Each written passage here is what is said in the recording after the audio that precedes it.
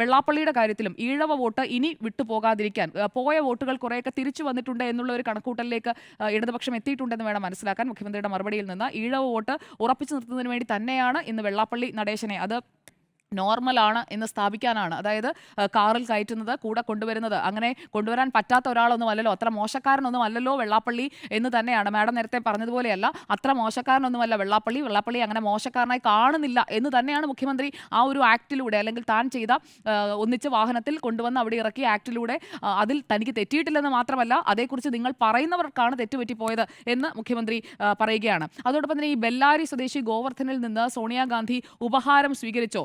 ഇപ്പോൾ ഈ Attingal M P Adoor Prakash, Pathanamthitta M P Anto Antony, അപ്പോൾ ഇവർ രണ്ടുപേരുമാണോ ഈ അപ്പോയിന്റ്മെന്റ് ലഭ്യമാക്കി കൊടുത്തത്? അതാണ് ഇനി ക്വസ്റ്റ്യൻ ആയിട്ട് വരാൻ പോകുന്നത്. അടുത്ത നറേറ്റീവ് എന്ന് പറയുന്നത് അതാണ്. ഇടതുപക്ഷം ഇനി അങ്ങോട്ട് വെക്കാൻ പോകുന്ന കൗണ്ടർ അതാണ്. ഇപ്പൊ തന്നെ നോക്കൂ, കോൺഗ്രസ് ക്യാമ്പുകളിലൊക്കെ സൈലൻസ് ആണ്.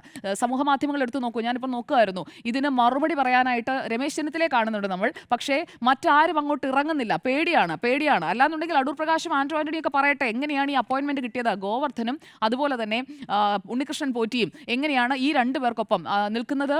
CPIMന്റെയോ അല്ലെങ്കിൽ മറ്റേതെങ്കിലും നേതാക്കളുടെയോ കൂടെയുള്ള ചിത്രമല്ല, കോൺഗ്രസിന്റെ രണ്ട് MP മാരാണ് കൂടെ നിൽക്കുന്നത്. അപ്പോൾ ഇതിൽ എന്താണ് അവിടെ നടന്നിരിക്കുന്ന നീക്കം, അല്ലെങ്കിൽ അതിൽ എന്താണ് ഇവരുമായിട്ടൊക്കെയുള്ള ബന്ധം? അതായിരിക്കും ഇനി ചോദിക്കാൻ പോകുന്നത്. അതും നിയമസഭ ലക്ഷ്യമിട്ടുകൊണ്ട് തന്നെയുള്ള തന്ത്രമാണ്. അത് നേരത്തെ തന്നെ ഒരു നറേറ്റീവ് സെറ്റ് ചെയ്യുന്നതായിട്ടാണ് എനിക്ക് മനസ്സിലാക്കാൻ സാധിച്ചിരിക്കുന്നത്.